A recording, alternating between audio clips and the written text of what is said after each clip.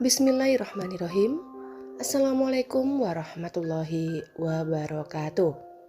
Syukur alhamdulillah kita bisa berjumpa kembali di channel ini.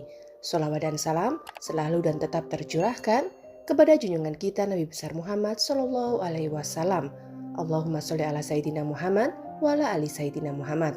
Harapan dan doa saya semoga saudaraku semuanya selalu diberikan kesehatan, dilapangkan rezekinya, diampuni dosa-dosanya dan dipanjangkan umurnya. Amin ya robbal alamin. Sahabat beriman yang dirahmati Allah, subuh adalah waktu yang amat istimewa, waktu di mana terjadi pergantian dari malam ke pagi hari, dari gelap menuju terang. Subuh sering diungkapkan secara khusus dalam beberapa ayat Al-Quran. Dan demi subuh, apabila fajarnya mulai menyingsing. Quran Surat At-Takwir ayat 18. Katakanlah aku berlindung kepada Tuhan yang menguasai subuh.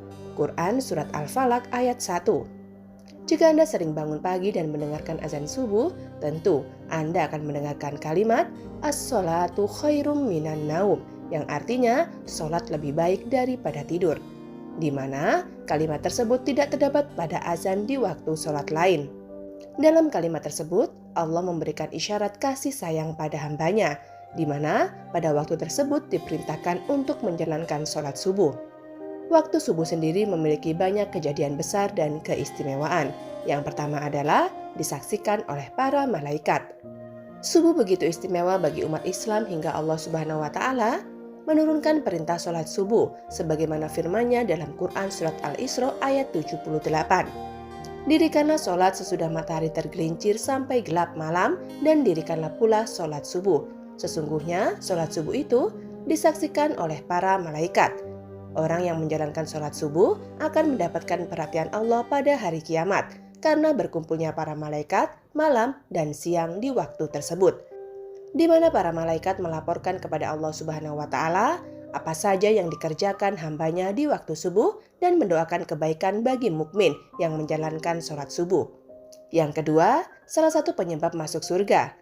Terkadang kaum mukmin lalai dalam menjalankan sholat subuh, lebih memilih untuk melanjutkan tidurnya daripada bangun untuk melaksanakan sholat.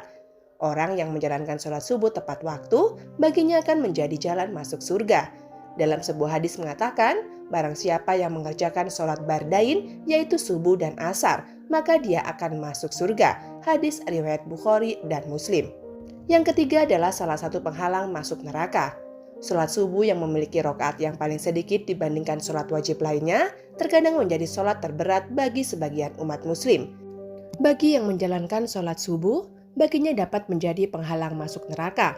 Seperti yang disampaikan dalam hadis berikut, sekali-kali tidak akan masuk neraka orang yang mengerjakan sholat sebelum matahari terbit di ufuk timur. Hadis riwayat Muslim dan Abu Daud. Yang keempat, berada dalam jaminan Allah.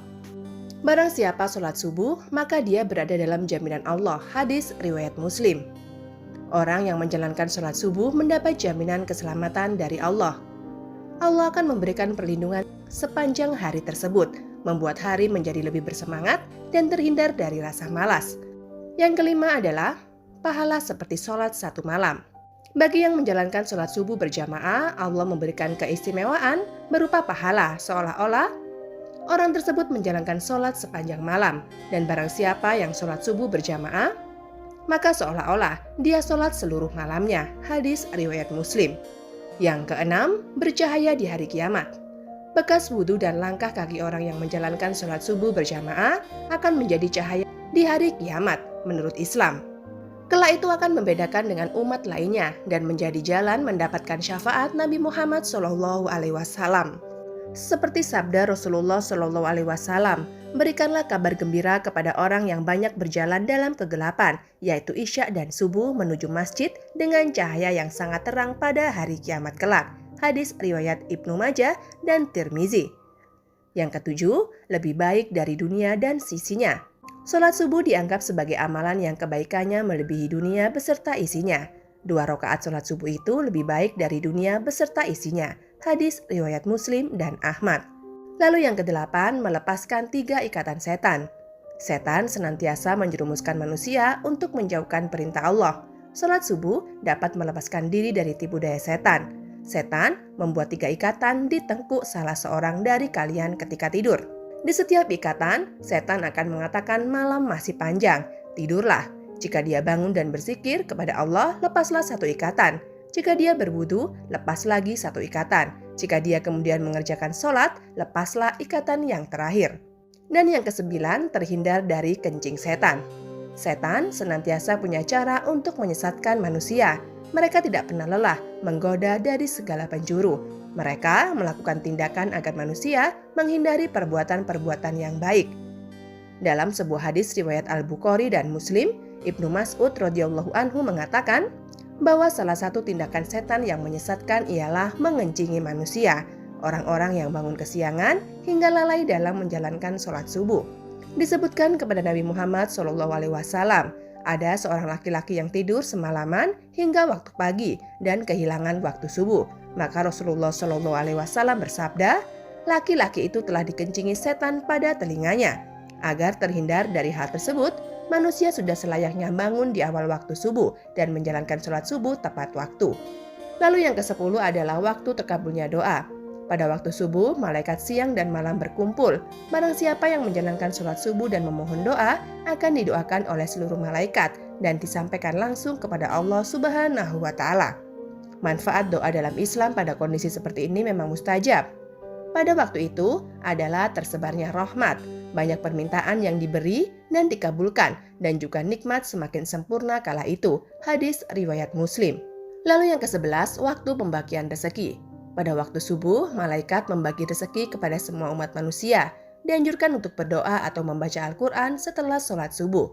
Barang siapa yang sholat subuh dan memohon rezeki, maka Allah akan memberikan keberkahan yang lebih padanya. Rasulullah SAW bersabda, seusai sholat subuh, janganlah kamu tidur sehingga melalaikan kamu untuk mencari rezeki. Hadis riwayat Tabrani. Doa pembuka rezeki dari segala penjuru memang sangat tepat jika Anda panjatkan di waktu datangnya sholat subuh, karena waktu tersebut merupakan awal dari aktivitas. Yang ke-12, waktu yang baik untuk berzikir. Zikir adalah tanda seorang mukmin mengingat dan memuji Allah. Orang yang mengetahui keutamaan berzikir di waktu subuh akan mendapatkan ketenangan hati dan merupakan waktu yang dianjurkan oleh Allah. Allah Subhanahu wa Ta'ala berfirman, maka bertasbihlah kepada Allah di waktu kamu berada di petang hari dan waktu berada di waktu subuh. Quran Surat Ar-Rum ayat 17. Yang ke-13, mendapatkan keselamatan. Rasulullah SAW pernah bersabda, sesungguhnya Allah jika menurunkan bala dari langit kepada penduduk bumi, maka Allah akan menghindarkannya dari pemakmur masjid. Hadis riwayat Asqori. Arti dari hadis tersebut ialah orang yang menjalankan sholat subuh berjamaah akan terhindar dari mara bahaya. Contoh yang pernah terjadi ialah ketika terjadi tsunami beberapa tahun silam di Aceh. Jamaah yang sedang sholat subuh di masjid itu terhindar. Padahal jika kita memakai logika, pada saat itu daerah sekitarnya seutuhnya tersapu oleh tsunami. Lalu yang ke-14, diampuni dosa-dosanya. Allah menjanjikan pengampunan bagi orang-orang yang senantiasa menjalankan sholat subuh dan memohon ampunan atas dosa-dosa pada waktu tersebut. Setelah sholat subuh, dianjurkan untuk membaca kalimat Subhanallah wa bihamdihi Subhanallahil azim sebanyak 100 kali. Rasulullah SAW bersabda, barang siapa mengucapkan Subhanallah wa bihamdihi Subhanallahil azim 100 kali dalam sehari, ia akan diampuni segala dosa-dosanya, sekalipun dosanya sebanyak buih di lautan. Hadis riwayat Muslim dan Tirmizi. Lalu yang ke-15, terhindar dari munafik. Dalam hadis riwayat Imam Malik mengatakan, batas antara kita dengan orang yang munafik adalah yang menghindari sholat isya dan subuh. Hal itu dikarenakan orang munafik tidak akan sanggup untuk menghindari kedua sholat tersebut. Hadis riwayat Imam Malik. Hadis tersebut menjelaskan, bagi yang menjalankan sholat subuh dapat terhindar dari ciri-ciri orang munafik. Lalu yang ke-16, dapat melihat Allah. Manusia dapat melihat Allah saat berada di surga nanti. Allah, Zat yang Maha Agung, akan menampakkan dirinya di hadapan hamba-hambanya yang dikehendaki, termasuk di hadapan hamba-hambanya yang selalu menjaga sholat subuhnya. Rasulullah SAW bersabda, kami sedang duduk bersama Rasulullah SAW ketika melihat bulan purnama. Beliau berkata, sungguh kalian akan melihat Rob kalian sebagaimana kalian melihat bulan yang tidak terhalang dalam melihatnya. Apabila kalian mampu Janganlah kalian menyerah dalam melakukan sholat sebelum terbit matahari dan sholat sebelum terbenam matahari. Hadis riwayat Bukhari dan Muslim. Kemudian yang ke-17, mendapat pahala seperti pahala haji dan umroh. Bagi orang yang menjalankan sholat subuh berjamaah, dilanjutkan dengan berzikir hingga matahari terbit dan ditutup sholat 2 rakaat akan mendapatkan pahala senilai dengan pahala haji dan umroh.